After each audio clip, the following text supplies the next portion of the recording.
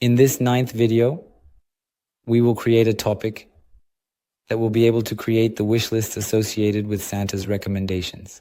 We will define the instructions, the scope, the classification by adding a whole bunch of information.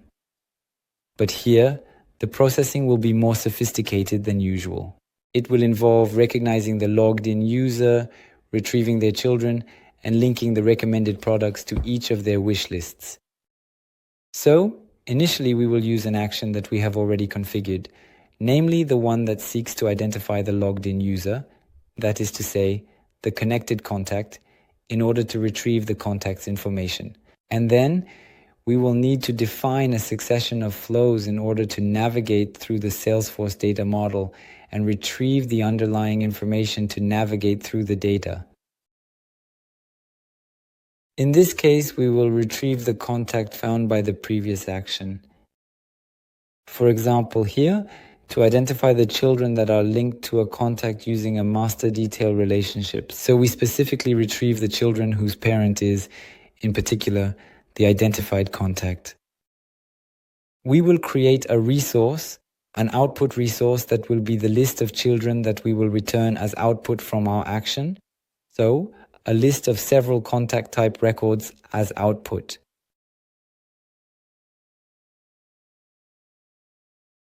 In a second step, we will, from the outset, be able to attach this new action. And so we will simply retrieve the flow that we just defined together and attach it to an identified action at the topic level. As I was saying, the flow takes a contact as input and returns a list of contacts. Here, we want the list of products recommended by the previous action were made in the form of text. So here, we will retrieve this list of records. For each product name, we will create a loop in such a way as to get the associated products we called gifts in our example.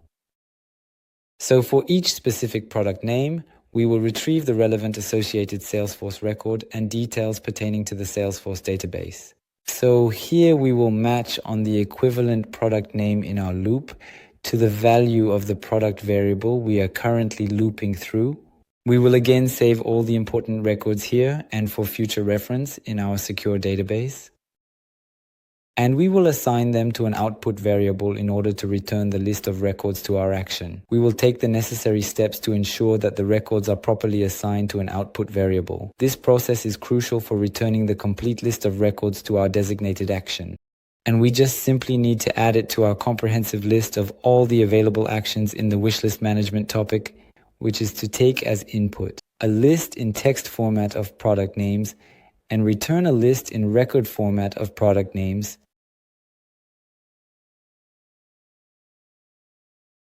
Another flow, this time an auto-launch flow that will allow us to retrieve, as I mentioned, the wish lists associated with each child. So we will seek to obtain an input list of contacts that will correspond to the comprehensive and detailed list of children of the connected contact in order to successfully and thoroughly, as well as accurately and efficiently, complete the task. These contacts, connections, and associations will enable us to create a loop. And for each of them, we will attach the relevant and specific associated products in their wish list to each individual.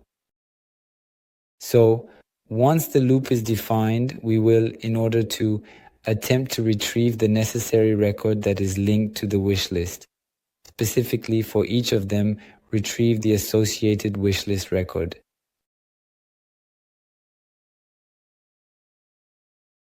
In this section, we will carefully and thoroughly identify the rightful belonging of the wish list to the specific contact, which is, in fact, to say, to the particular child, the child we are currently looping through. And we will basically and essentially just decide to simply record the ID of the wish list. That's all we need.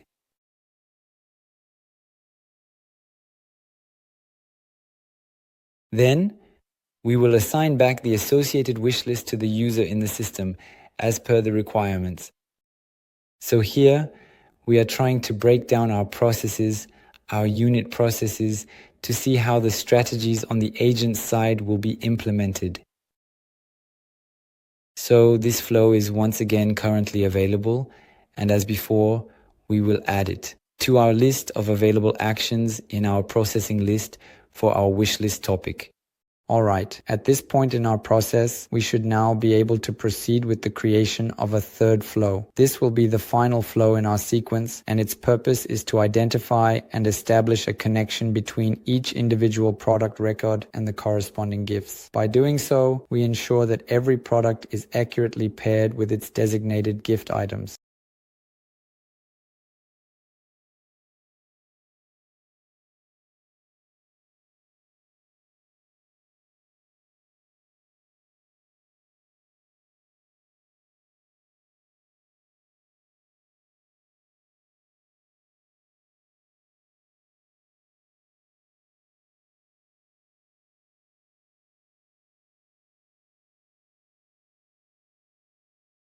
For each wish list, we will loop through the wish lists, and for each product, we will attach the products to the current wish list.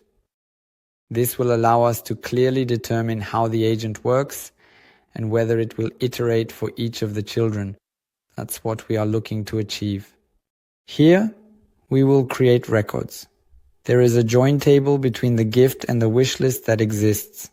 We will manually and carefully create the link between the two records. In this join table called wishlist gift, which is essentially a detailed record. And so here, in this particular instance, we update the record associated with the wishlist by hand, manually. There you go, just like that. And the record that is specifically associated with the product in particular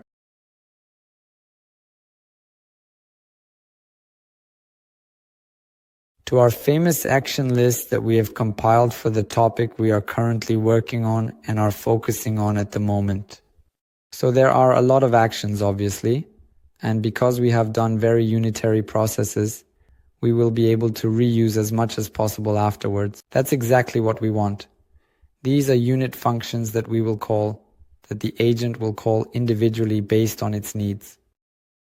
So in this scenario, we needed, as I was saying, the list of products initially, the list of wish lists that we will have retrieved from a previous action, and we simply output the return message. So we will ask a first question that comes from the previous action, which is, what would Santa Claus recommend to my children based on their preferences? So we will retrieve the same type of return that we saw previously. But here, we haven't called our topics yet. It's now that the topics will be triggered. Awesome. Add these products to their respective wish lists. And this is where Agentforce will come into play and will estimate all the processes it needs to trigger. It's good. The list of products has been attached, so we get all the details on retrieving, connected user, their children, and the children's wish lists. The products by category and by name, and finally the fact of attaching the products to the wish list. And we see that it has processed twice because I have 2 children.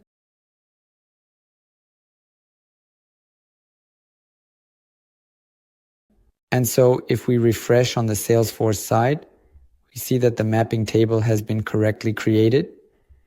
So for Elise's wish list, we added 3 products that match her recommendation list. So if we look at product 5, the Christmas craft kit was indeed a recommended product.